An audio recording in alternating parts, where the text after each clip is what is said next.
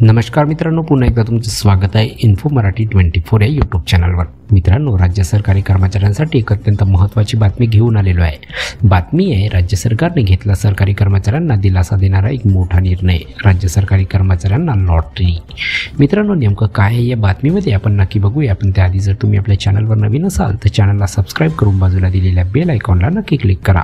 Video जर कामाचा आणि महत्त्वाचा वाटला तर व्हिडिओला लाईक करून आपल्या मित्रपरिवारासोबत नक्की शेअर करा। आणि हो मित्रांनो, व्हिडिओला शेवटपर्यंत नक्की बघा, जेणेकरून तुमच्याकडून कोणतीही माहिती सुटणार नाही।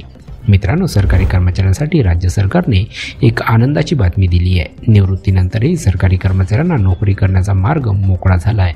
निवृत्तीचे वय उलटून गेलेल्या कर्मचाऱ्यांना सरकारकडून कंत्राटी भरतीनुसार सेवेत आता घेतल्या जाईल।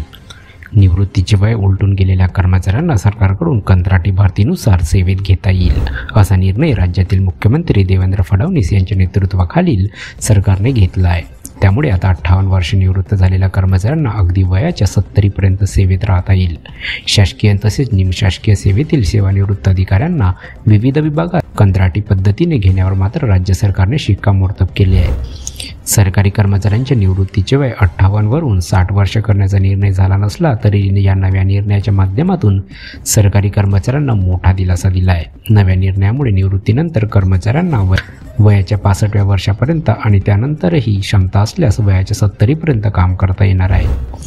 अ व ब गट संवर्गातील अधिकाऱ्यांना सेवानिवृत्तीनंतर कंत्राटी पद्धतीने काम करता येणार आहे। गट क व गट ड मधील कर्मचाऱ्यांना मात्र सेवानिवृत्तीनंतर कंत्राटी पद्धतीने नियुक्त करता येणार नाही।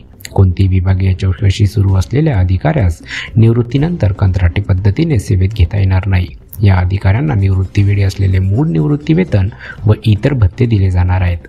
भरघोस पगाराची तरतूद। मित्रांनो, सरकारी आस्थापनात अधिकाऱ्यांच्या एकूण पदाच्या 10% पदावर नियुक्ती करण्यात येणार आहे। या अधिकाऱ्यांना 80,000पर्यंत वेतन देण्याची तरतूद करण्यात आली आहे। म्हणजेच निवृत्तीचे वय 58 असलं तरी शरीराने साथ दिल्यास वयाच्या 70व्या वर्षापर्यंत काम करणाऱ्या व्यक्तीला दर महिना 80,000 रुपयाची नोकरी या माध्यमातून करता येणार आहे। कर्मचारी संघटनांचा तीव्र विरोध।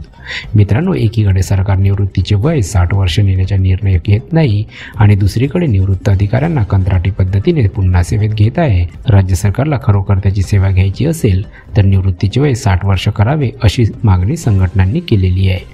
तसेच दुसरीकडे निवृत्त कर्मचाऱ्यांनाच कंत्राटी पद्धतीने सेवेत घेण्याऐवजी तरुणांना संधी देण्याचा विचार सरकारने करावा अशीही चर्चा आहे। तर मित्रांनो, कशी वाटली कामाची आणि महत्त्वाची बातमी?